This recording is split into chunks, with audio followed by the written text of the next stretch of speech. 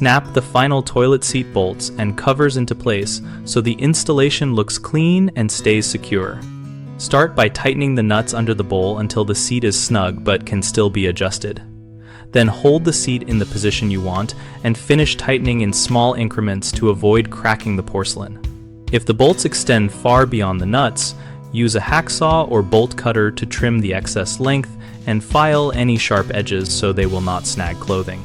For plastic bolts that have a snap cover, press the cover onto the bolt head firmly until you hear or feel it click into place, making sure the cover sits flush with the hinge and does not rock.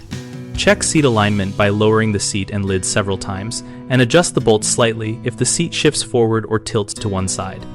If your hinges use rubber or foam shims, compress them evenly while tightening so the seat does not wobble over time.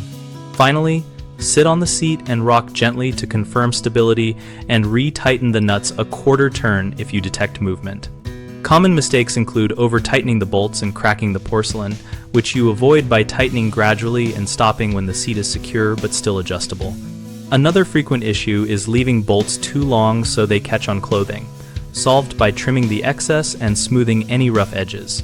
A third problem is misalignment that causes the seat to feel uncomfortable. Fixed by loosening both bolts slightly, centering the seat by eye, and retightening evenly while testing the seat movement.